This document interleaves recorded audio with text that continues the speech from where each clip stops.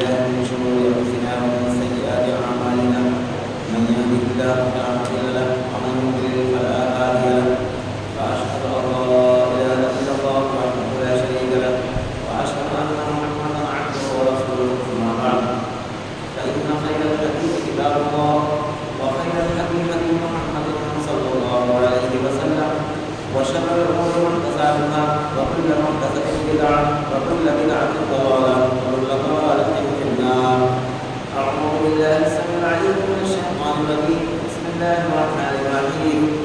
يا أيها الذين آمنوا اتقوا الله حق تقاته ولا تموتن إلا وأنتم مسلمون. يا أيها الناس اتقوا ربكم الذي خلقكم من نفس واحدة وخلق منها زوجها وبث منهما رجالا كثيرا ونساء واتقوا الله الذي تساءلون به والأرحام إن الله كان عليكم رقيبا.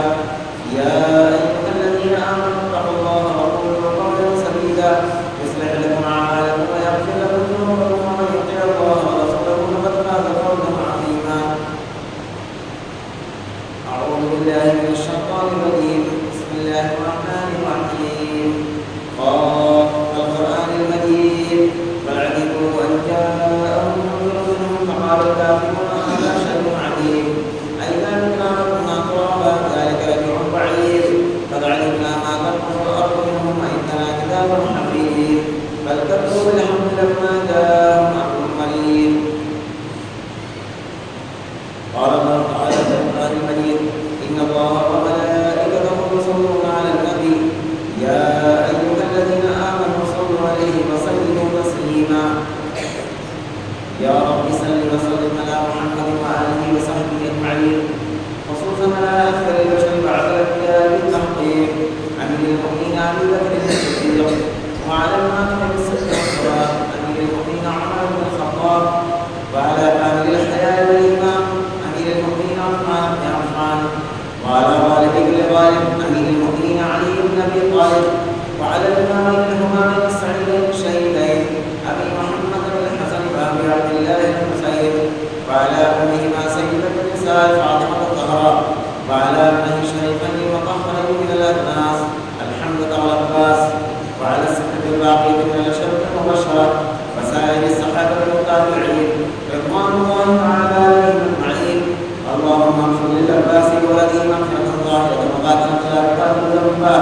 اللهم في أصحابي لا تتخذهم ولدا من بعدي فمن أحبهم فبحب حبهم ومن أبغضهم فببغض أبغضهم وخير أمتي قرني ثم الذين يلونهم ثم الذين يلونهم. اللهم أيد الإسلام وأنصاره وأذل الشرك وأشراره. بارك الله لنا ولكم في القرآن العظيم ونفعنا وإياكم بالآيات والذكر الحكيم إنه تعالى جواد كريم ملك بر رؤوف رحيم.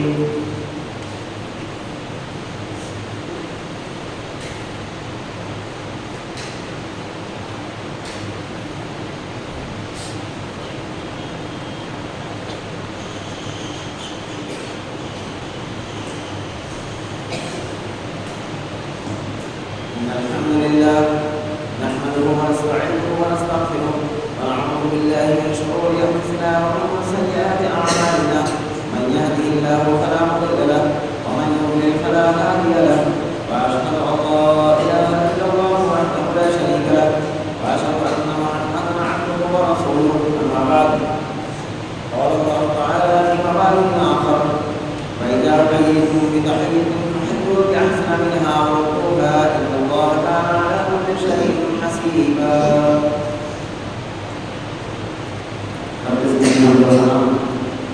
تعریف و توصیف بڑائی اور کبریائی لائق اور دیتا ہے اس اللہ رب العالمین کے لیے جو ہم سب کا خالق و مالک ہے، جس کے حکم سے ہماری ایک ایک سانس ایک ایک دھڑکنیں چلتی ہیں، جس کے حکم سے کائنات کا ہر ذرہ حرکت میں ہے اور جس کے حکم سے پوری کائنات درہم برہم ہو جائے گی، اسی اللہ سے ہم دعا کرتے ہیں کہ درود و سلام کے پیش بہت نظرانے اور ذات مقدسہ خدا تعالیٰ پر جو ہم سب کے بھی رشد و ہدایت بنا کر کے بھیجے گئے، جن کا نام نامی اسم گرامی احمد مجتبیٰ محمد مصطفیٰ صلی اللہ علیہ وسلم میرے بھائیوں اور لوگوں، خطبہ مسعود کے بعد قرآن مجید کی جو آیت کریمہ میں نے تلاوت کی ہے، اللہ میرے کو اس آیت کا مفہوم اور مقصد ہم سب کے دل و دماغ میں اتر جائے، کہنے والے کو بھی اللہ توفیق عطا فرمائے اور سننے والوں کو بھی اللہ توفیق عطا فرمائے۔ میرے بھائیوں اور لوگوں، اللہ ایسا ہر چیز پر ایسا سمیع بصیر ہے، ایسا ہر چیز پر نظر رکھنے والا کہ اللہ کی کتاب اگر آدمی پڑھ کر دیکھے، جو لوگ عربی نہیں جانتے ہیں اس کا ترجمہ، اس کا معنی پڑھ کر دیکھیں تو پتہ چلتا ہے کہ اللہ نے انسان کی زندگی کے ہر پہلو پر نظر کی۔ ایک عام آدمی اگر بات کرنے لگے تو وہ اپنی نظریات کے حساب سے بات کرتا ہے، کوئی تو نماز کی ہمیشہ بات کرتا ہے، کوئی تو زکوٰۃ کی بات کرتا ہے، اور کوئی تو اچھے اخلاق کی بات کرتا ہے، لیکن یہ اللہ ہی کے بس کی بات ہے۔ اور جب اس کے رسول جناب محمد رسول اللہ صلی اللہ علیہ وسلم کا جو انداز کلام ہے وہ یہ ہے کہ انسان کی زندگی کے ہر پہلو پر نظر کی جائے۔ اللہ کی کتاب قرآن مجید کا مطالعہ کریں تو پتہ چلے گا کہ اللہ رب العالمین نے انسان کی زندگی کا کوئی لمحہ اور کوئی پہلو نہیں چھوڑا، یہاں تک کہ گھر کے اندر شوہر اور بیوی کس طرح سے زندگی گزارے، ماں باپ کے ساتھ کس طرح سے زندگی گزاری جائے، پڑوسیوں کے ساتھ کس طرح سے زندگی گزاری جائے، شادیاں کیسے کی جائیں، موت اور مٹی کیسے کی جائے، یہ تمام کی تمام چیزوں پر اللہ رب العالمین نے نظر کی اور اس کو تفصیل سے بیان کروایا۔ آج کا جو خطبہ ہے، آج کا جو ہے خطبے کا ٹاپک ہے وہ یہ ہے کہ مسلمانوں کے آپس میں معاملات کیسے ہونا چاہیے۔ چنانچہ اس تعلق سے میں نے سورہ نساء کی آیت نمبر 86 تلاوت کی ہے۔ اس کے اندر اللہ رب العالمین نے جو سب سے پہلی چیز تھی، جو سب سے پہلا کام ہے، اس کو تفصیل سے بیان کیا۔ وہ کیا ہے؟ وہ یہ ہے کہ وَإِذَا حُيِّيتُم بِتَحِيَّةٍ فَحَيُّوا بِأَحْسَنَ مِنْهَا، کہ جب تمہیں کوئی سلام کرے تو تم اس سے بہتر الفاظ میں اس کو جواب دیا کرو، اور وہ نہ کم از کم انہیں الفاظ کو دوہرا دیا کرو۔ ایک تو یہ ہے کہ السلام علیکم کے اور وعلیکم السلام کے دونوں کے معنی ایک ہی۔ اللہ رب العالمین نے فرمایا کہ اس سے بہتر الفاظ میں اس کو جواب دیا جائے، ورنہ کم از کم، اور وہ انہیں الفاظ کو واپس کرتی ہے۔ جیسے مثال کے طور پر کوئی سلام کرے السلام علیکم، اگر آدمی، اللہ نے اس آیت کریمہ کے اندر فرمایا کہ وَإِذَا حُيِّيتُم بِتَحِيَّةٍ فَحَيُّوا بِأَحْسَنَ مِنْهَا، کہ اگر السلام علیکم کہیں تو وعلیکم السلام ورحمۃ اللہ کہہ دیجیے، اگر وہ السلام علیکم ورحمۃ اللہ کہیں تو وعلیکم السلام ورحمۃ اللہ وبرکاتہ کہہ دیجیے۔ جتنے الفاظ پڑھانے کا اللہ نے حکم دیا، انہیں کہ اپنی طرف سے بنا کر پڑھا دیا جائے، یہ تو طریقہ نہیں ہے۔ اور فرمایا اور اس کے بعد ایک خطرناک جملہ اللہ رب العالمین نے فرمایا جو انسان ڈر جائے، کام اٹھے۔ آدمی یہ سمجھتا ہے، سیدھا سادہ مسلمان، کہ یہ سلام کرنا یہ کوئی معمولی عمل ہوگا، اس کے نہ ہونے سے کام چلے گا، حالانکہ ایسا نہیں ہے۔ اس کا تعلق کس چیز سے اللہ رب العالمین نے بیان کیا؟ ان اللہ کان علی کل شیء حسیبا، بلا شبہ اللہ رب العالمین ہر چیز کا حساب لینے والا۔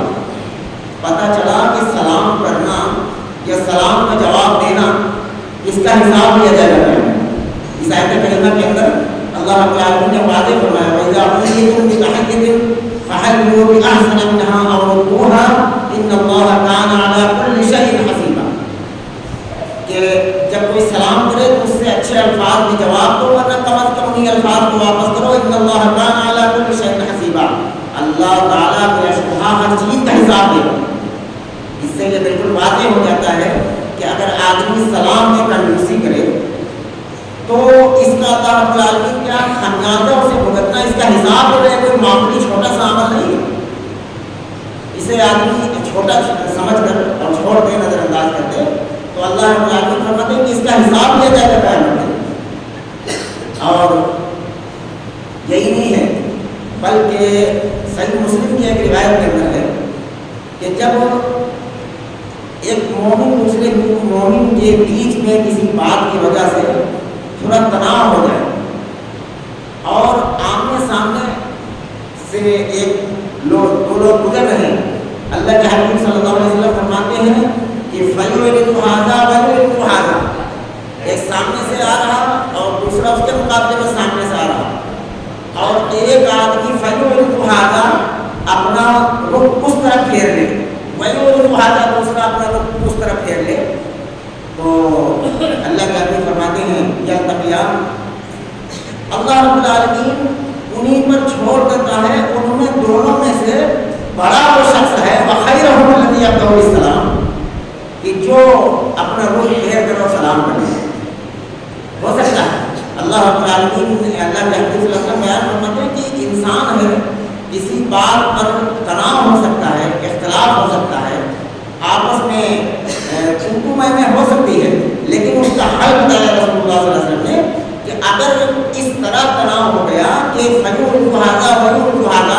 دونوں آمنے سامنے سے گزرے، اس نے اپنا رخ اس طرف پھیر لیا، اس نے اپنا رخ اس طرف پھیر لیا، تو اللہ رب العالمین انہیں کے حال پر چھوڑ دیتا ہے جب تک کہ وہ اس چیز کو ختم نہ کرتے۔ اللہ رب العالمین ان کی کوئی عبادات کو قبول نہیں کرتا۔ یہاں تک یلتقیان وخیرہم الذی یبدأ بالسلام، سب سے بہتر ان دونوں میں بہتر شخص وہ ہے جو اپنا رخ پلٹ کر سلام کرے۔ پتہ یہ چلا کہ یہ چھوٹی کوئی چیز نہیں، یہ بہت بڑی چیز ہے۔ اور اس سے فائدے کیا ہوں گے؟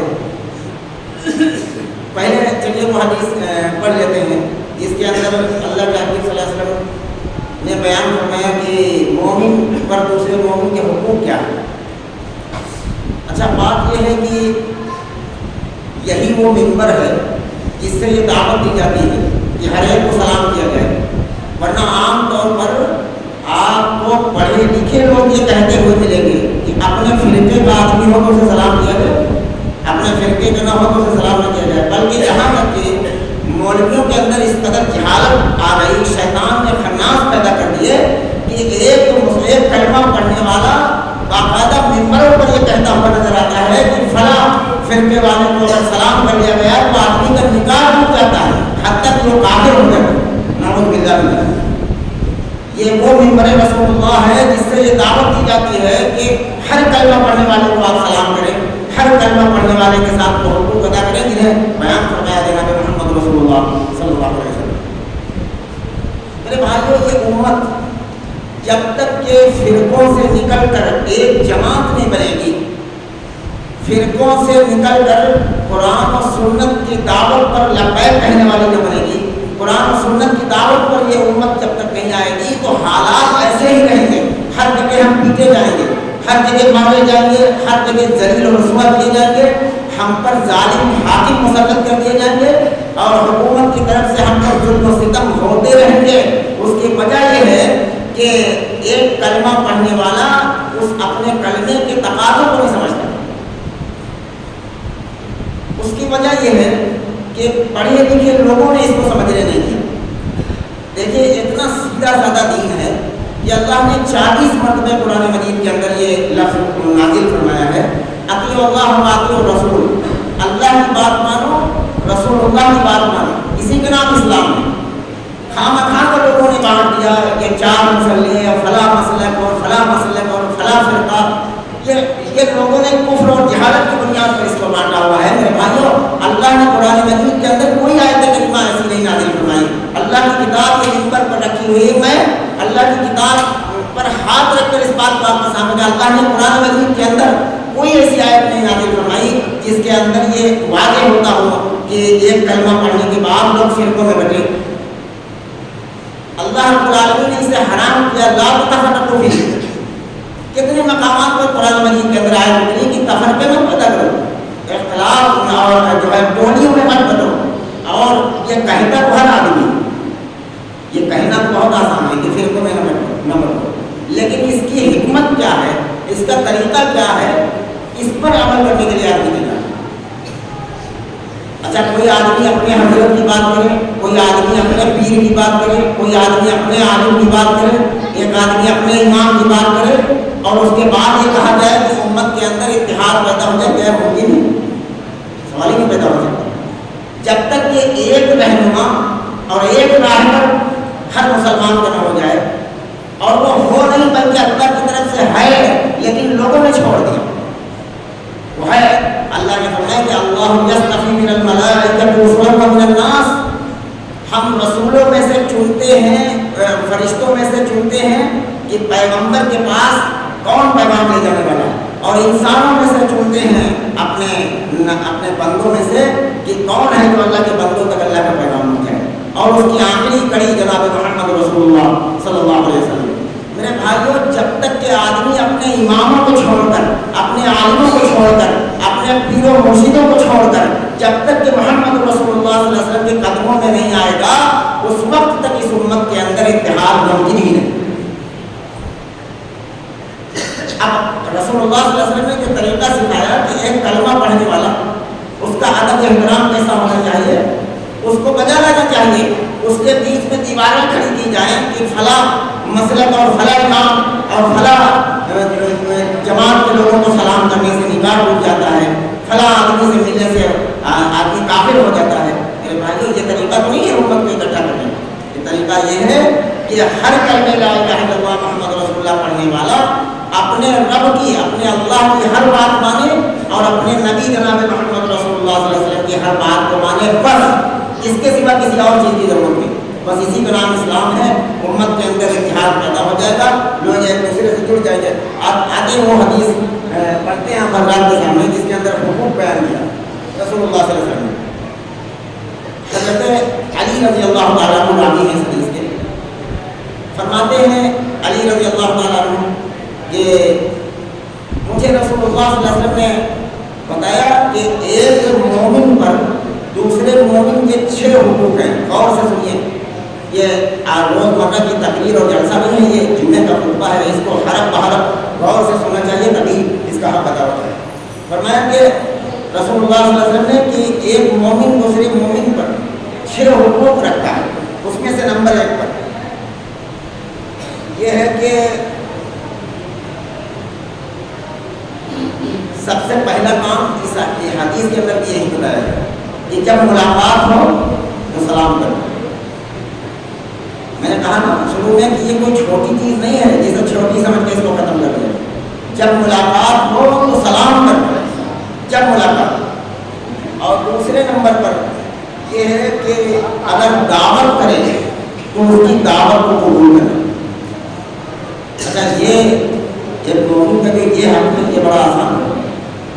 آدمی کوئی ذرا سے بھی دعوت کرے تو دعوت نہیں انکار کرتا، اور اس بات پر آدمی خوش ہو جاتا ہے کہ یہ تو مسلمان کا حق ہے، دعوت کرے تو اس کی دعوت کو قبول کرو۔ لیکن اس کی وجہ یہ ہے کہ دعوت میں کوئی شرعی عذر نہ ہو، اللہ کے نام کا کھانا ہو، اور دوسرے یہ ہے کہ رسول اللہ صلی اللہ علیہ وسلم کے لائے ہوئی شریعت کے خلاف اگر وہ دعوت اس میں عمل نہیں کیے جاتے ہیں تو ہر ایسی دعوت کو انسان قبول ہے۔ دوسرا معنی اس لفظ کا یہ ہے کہ اگر مومن نیکی کی طرف بلائے، دین کی طرف بلائے تو یہ بھی دعوت ہے۔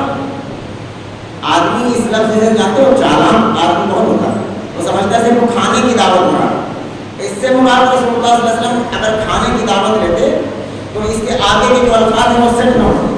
رسول اللہ صلی اللہ علیہ وسلم نے فرمایا کہ مومن کی دعوت کو قبول کرنا۔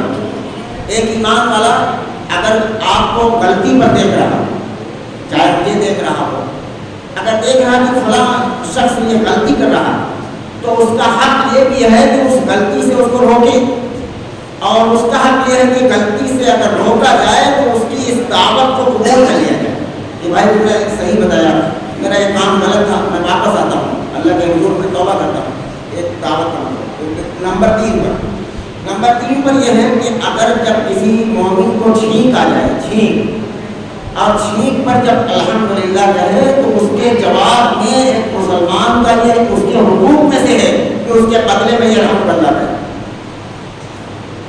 چھینک آنے پر الحمدللہ کہے، اس کے بہت سارے وجوہات ہیں، وقت نہیں ہے ورنہ میں اس کی تفصیل بیان کرتا ہوں انشاءاللہ۔ کبھی وقت ملا تو میں اس روایت کی پوری تفصیل بیان کرنے کی کوشش کروں گا۔ چھینک آنے پر الحمدللہ کہیں. اس سے یہ پتہ چلتا ہے کہ الحمدللہ کہنا ضروری ہے. رسول اللہ صلی اللہ علیہ وسلم بیان فرمایا چھینک آنے پر الحمدللہ کہیں. اگل بغل یا پڑوسی کی دیوار اگر چھوٹی ہو اور دیوار کے اس پار سے اگر اس کی چھینک کی آواز مل رہی ہے تب بھی اس کے جواب میں یہ رحمت اللہ کہیں. اللہ تم پر رحم کرنا، اس کا معنی ہے. اور نمبر 4 پر بیمار ہو جائے تو اس کی عیادت کے لیے جانا. عیادت یعنی مجاز کرسی کے لیے جانا، اس کو دیکھنے جانا. عیادت کے تعلق سے اس روایت اس حدیث کو یہاں پر غور کر کے ایک اور روایت جو ابن حبان کی صحیح سند کے ساتھ میں روایت ہے، میں اس کو بیان کرتا ہوں کہ رسول اللہ صلی اللہ علیہ وسلم نے فرمایا کہ اگر کسی کوئی بیمار مومن ہے، ایمان والا کوئی مسلمان اگر بیمار ہے، اس کی عیادت کے لیے اگر کوئی شخص صبح کے وقت جاتا ہے، کوئی مرد جائے یا کوئی عورت جائے، سب کے لیے برابر ہے. عورت کی مجاز کرسی کے لیے جائے، مرد کی مجاز کرسی کے لیے جائے، حتیٰ کہ جو ہے عورت بھی پردے کے اہتمام کے ساتھ مرد کی مجاز کرسی کر سکتا ہے، مرد بھی عورت کی پردے کے اہتمام کے ساتھ اس کی مجاز کرسی کر سکتا ہے. اور مرد یا عورت کسی بیمار کی عیادت کے لیے جب نکلتا ہے گھر سے تو اللہ کے حبیب صلی اللہ علیہ وسلم فرماتے ہیں کہ 70,000 فرشتے اس کے لیے دعائیں مغفرت کرتے ہیں. اگر صبح کے وقت گیا تو شام تک 70,000 فرشتے اس کے لیے مغفرت کی دعا کرتے ہیں. اور شام کے وقت کسی بیمار کی عیادت کرنے گیا تو 70,000 فرشتے صبح تک اس کے لیے دعائیں مغفرت کرتے ہیں. یہ چھوٹی چیزیں نہیں ہیں، بہت بڑی چیزیں میرے بھائی. ہم نے اس کو چھوٹا سمجھا اور ہم نے اس کو فرقوں میں بانٹ دیا. ہمارے فرقے کا ہو تو ہم اس کی عیادت کریں گے جب بیمار ہوگا، ہمارے فرقے کا نہیں ہے تو ہم اس کی عیادت نہیں کریں گے. میرے بھائیو، یہ دیواریں جو کھڑی کی گئی ہیں، ان دیواروں سے سب سے زیادہ مسلمانوں کو نقصان پہنچ رہا ہے. اور اللہ کی طرف سے جو عذابات آ رہے ہیں، اللہ کی طرف سے جو حکومتیں ظالم مسلط ہو رہی ہیں، اس کی وجہ صرف اور صرف یہی ہے کہ ہم نے اپنے بیچ میں خود ہی دیواریں بہت ساری کھڑی کی. اللہ ان دیواروں کو پامال کرنے کی توفیق عطا فرمائے. ذرا حوصلے سے اس دعا پر آمین کہیں آپ لوگ. اللہ ان دیواروں کو ہمیں خود گرانے کی توفیق عطا فرمائے. اور فرمایا نمبر 5 پر جب انتقال ہو جائے تو اس کے جنازے کے ساتھ. اب اس تعلق سے بھی بڑا مسئلہ ہے، لیکن ایک جو چیز ہے وہ بالکل مضبوط ہے شریعت کے اندر ثابت. وہ یہ ہے آدمی اگر شرک پر مرا ہے، آدمی اللہ کے ساتھ شرک کرتا ہوا مرا ہے، مشرک ہے، تو اس کی نماز جنازہ سے بچنا چاہیے. اس کی نماز جنازہ میں حق الامکان شریک نہ ہونا چاہیے. لیکن بقیہ اگر آدمی شرک پر نہیں مرا ہے تو ہر مومن کے نماز جنازہ میں شامل ہونے کی کوشش کرنا چاہیے. یہ اس کے حقوق میں سے یہ کوئی احسان ہو، کوئی نیکی صرف نیکی سمجھ کر نہیں، بلکہ یہ سمجھ کر کہ اس کا ہم پر حق ہے، اس کو ادا کرنا، اس کے جنازے کے ساتھ کرنا. عام طور پر آدمی کو جنازے کے ساتھ، ہر مسلمان کے جنازے کے ساتھ کرنا چاہیے. اور نمبر 6، کسی مسلمان کے لیے وہی پسند کرے جو اپنے لیے پسند کرتا ہے. اگر یہ بات اچھی طرح یاد ہو جائے انسان کے تو ایک مسئلہ حل ہو جائے. زندگی کا ایک حصہ انسان کا بدل جائے. کسی کے پیٹھ پیچھے کوئی بات کہی جا رہی ہے، ایک مومن اگر غور کرے کہ یہ بات اگر ہمارے پیٹھ پیچھے میں مجھ کو کہی جاتی مجھے کیسا لگتا. اگر مجھے پسند نہیں ہے تو پھر سامنے والے کو پسند. اللہ کے حبیب صلی اللہ علیہ وسلم فرماتے ہیں کہ اس کے لیے وہی پسند کرے جو اپنے لیے پسند کرتا ہے. اگر کوئی چیز ہمیں اچھی لگتی ہے تو یہ بھی یاد رکھنا چاہیے کہ اگلے آدمی کو بھی یہ چیز پسند ہوگی. اگر کہیں سے بھلائی انسان کو مل رہی ہے، کوئی اچھا ڈاکٹر ہے مل گیا، اس کو اس کے علاج سے اللہ نے شفا دی، ٹھیک ہو گیا، تو اب آدمی اگر کوئی بیمار ملے تو اس کو صلاح دینا چاہیے کہ فلاں ڈاکٹر اچھا ہے، اس کے علاج سے اللہ نے مجھے شفا دی ہے، اس کو دکھا کر دیکھیں. وہی پسند کرو تو اپنے لیے پسند کرو. تو یہ ہوئے 6 چیزیں جنہیں ابن ماجہ شریف کی حدیث نمبر 1433 نمبر پر یہ روایت ہوئی ہے. اور دوسرے یہ ہے، اب اس کا جذبن ہے اس روایت کے اندر جو میں اس حدیث کو پڑھنے جا رہا ہوں. حضرت ابو ہریرہ رضی اللہ تعالیٰ عنہ باقی ہیں، فرماتے ہیں کہ رسول اللہ صلی اللہ علیہ وسلم نے فرمایا کہ لا تدخلوا الجنۃ حتی تؤمنوا، تم میں سے کوئی شخص بغیر ایمان کے جنت میں داخل نہیں ہو سکتا۔ ایمان شرط ہے، اگرچہ اعمال کیا کتنے اچھے ہو، اگر آدمی 100 بار بھی اس نے حج کیا ہو، عمرے کیے ہوں، لیکن اللہ کے یہاں جنت میں داخل نہیں ہو سکتا جب تک کہ ایمان دنیا سے لے کر نہ جائے۔ لا تدخلوا الجنۃ حتی تؤمنوا، ایمان کیا ہے؟ اس کے لیے تو بہت سارا وقت چاہیے ایمان کی حقیقت کو بیان کیا جائے۔ کم لفظوں میں یہ سمجھ لیجیے کہ لا الہ الا اللہ کے مطابق یقین ہونا چاہیے کہ اللہ کے سوا کوئی ضرورت پوری کرنے والا نہیں، اللہ کے سوا کوئی عبادت کے لائق نہیں، اللہ کے سوا کوئی اس لائق نہیں ہے جس کے سامنے جھکا جائے اور جس کے قدموں میں سر رکھ دیا جائے، اللہ کے سوا کوئی اس لائق نہیں ہے۔ دوسرا یہ ہے کہ محمد رسول اللہ کے سوا کوئی ایسا نہیں ہے جس کے پیچھے چلا جائے، محمد رسول اللہ کے سوا دنیا میں کوئی ایسا نہیں ہے جس کی پیروی کی جائے، محمد رسول اللہ کے سوا کوئی ایسا نہیں ہے جس کے پیچھے چل کر انسان نجات پا سکے۔ اس یقین پر اگر کوئی شخص مرا ہے تو سمجھ لیجیے کہ ایمان کا وہ حصہ لے کر وہ مرا۔ تو فرمایا کہ لا تدخلوا الجنۃ حتی تؤمنوا، بغیر ایمان کے تم میں سے کوئی شخص جنت کے اندر داخل نہیں ہو سکتا۔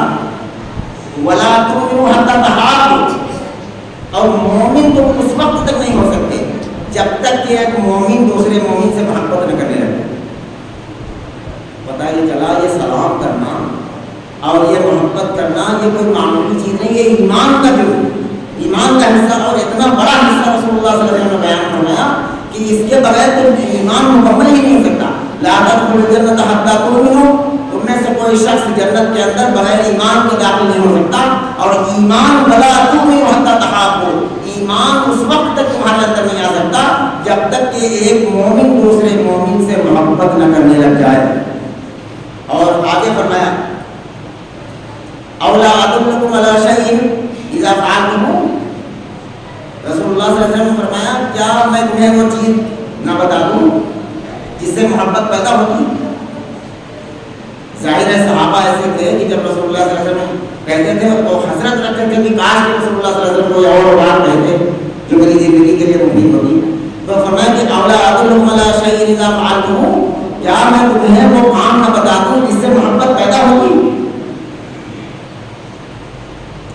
تو تحابیتم، جس سے پیدا ہوگی محبت، تو صحابہ نے کہا ضرور بتائیے، کہا افشوا السلام بینکم،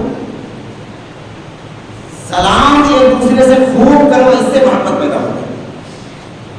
کیا مطلب نکلا اس روایت سے جو میں نے آیت کریمہ سورہ نساء کی آیت نمبر 86 شروع میں نے پڑھی تھی، تو اس کا حاصل ہے اس حدیث کے اندر کہ ایمان، پتہ یہ چلا کہ جنت میں کوئی شخص لا تدخلوا الجنۃ حتی تؤمنوا، جنت کے اندر بغیر ایمان کے نہیں جا سکتا، اور ایمان اس وقت تک نہیں آ سکتا حتی تؤمنوا ولا تحابوا، جب تک کہ تم ایک دوسرے سے محبت نہ کرنے لگ جاؤ، اور محبت اس وقت تک نہیں ہو سکتی جب تک کہ آپس میں خوب ایک دوسرے کو سلام کرنے لگے۔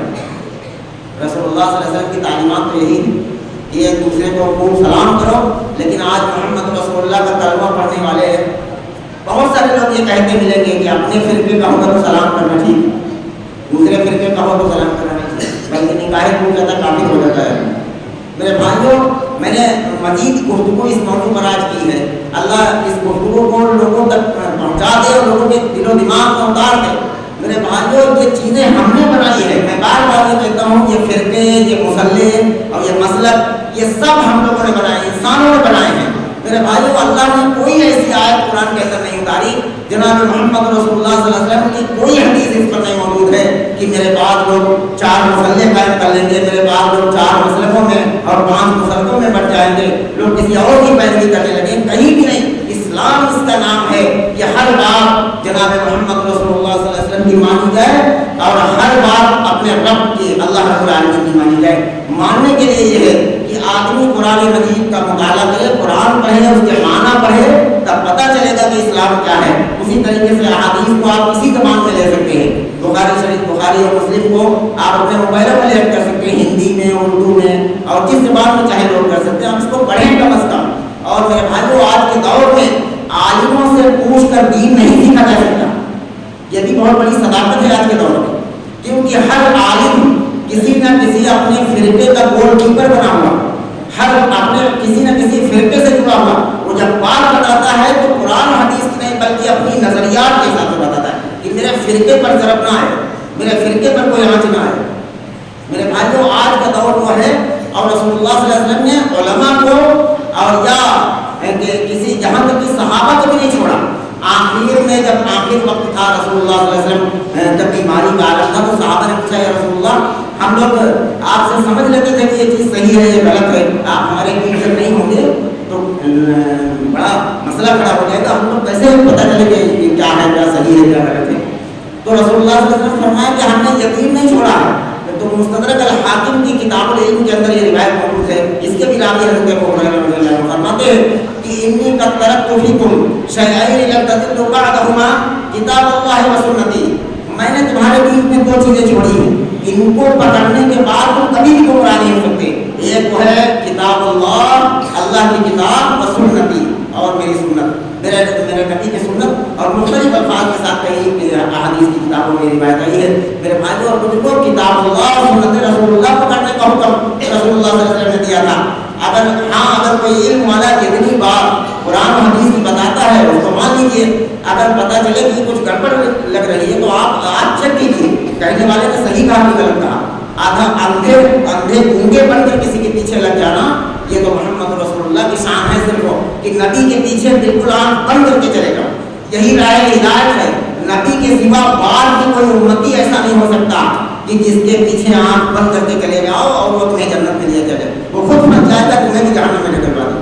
میرے بھائیوں، نبی کے سوا کوئی اسلام، محمد رسول اللہ کا تقاضا یہ ہے کہ نبی کے سوا کوئی اسلام نہیں ہے کہ جس کی پیروی کی جائے اور جس کے پیچھے چلا جائے۔ کتاب اللہ اور سنت رسول اللہ کو سمجھنا، اور جو بات نہ سمجھ پائے آدمی کتاب اللہ کی سنت رسول اللہ کی، تو اس کو کسی علم والے سے سمجھنا چاہیے کہ اس روایت کا کیا مقصد ہے، یہ علم والوں سے فائدہ اٹھانا چاہیے، لیکن ان کے پیچھے بالکل آنکھ بند کر کے نہیں چلنا۔ میرے بھائیوں، آخری بات عرض کر کے اور میں آج کا خطبہ ختم کرتا ہوں۔ رسول اللہ صلی اللہ علیہ وسلم نے فرمایا کہ جو روایت میں پڑھی ہے صحیح مسلم میں حدیث نمبر 193 پر، اور جریر رضی اللہ تعالیٰ عنہ راوی ہیں، فرماتے ہیں کہ رسول اللہ صلی اللہ علیہ وسلم نے فرمایا کہ من یحرم الرفقہ یحرم الخیر کلہ، کہ جو نرم و مزاجی سے محروم رہا، جو نرم عادت سے محروم رہا، وہ ہر خیر کے کام سے محروم رہا۔ نیکیاں وہ کرتا ہے، نمازیں پڑھتا ہے، لیکن بدمزاج ہے، سخت مزاج ہے، بات سیدھے سادھے لہجے میں نہیں کرتا، اور بات کبھی مسکرا کر آدمی سے پیش نہیں آتا، تو اللہ کے حبیب صلی اللہ علیہ وسلم فرماتے ہیں کہ من یحرم الخیر کلہ، ہر خیر سے وہ محروم ہے، ہر بھلائی سے محروم ہے، ہر نیکی سے محروم ہے۔ میرے بھائیوں، اپنے مزاجوں کو نرم بنانے کی کوشش کرو۔ اگر ہر نیکی حاصل کرنا ہے تو اپنے مزاجوں کو نرم بنانے کی کوشش کرو۔ یہ تھے حسن اخلاق کے تعلق سے کچھ چند باتیں۔ اللہ رب العالمین سے دعا ہے کہ جو باتیں کہیں سنی ہیں اللہ ہم سب کو اس پر عمل کی توفیق عطا فرما دے۔ یا رب العالمین ہم سب کو اپنی اور اپنے رسول کی سچی پکی محبت نصیب فرما، اپنی اور اپنے نبی کی سچی پیروی نصیب فرما۔ یا رب العالمین اپنے رسول کی سچی اتباع نصیب فرما۔ یا رب العالمین شیطان کے فریب سے امت کی حفاظت فرما، لوگوں کے فریب سے امت کی حفاظت فرما۔ یا رب العالمین اپنی اور اپنے رسول کی سچی پکی اطاعت و محبت نصیب فرما۔ یا رب العالمین ہمیں جو بیمار ہیں گھروں میں، اسپتالوں میں، سب کو شفا کلی نصیب فرما۔ یا رب العالمین جو قرض دار ہیں ان کے قرضے کی ادائیگی کی غیر سے وسعت عطا فرما۔ یا رب العالمین مرد عورتیں جن کے اندر، جن کے دلوں کے اندر جو تمنائیں ہیں، اللہ جائز آرزو اور جائز تمنا کو اللہ اپنے کرم سے پوری فرما دیجیے۔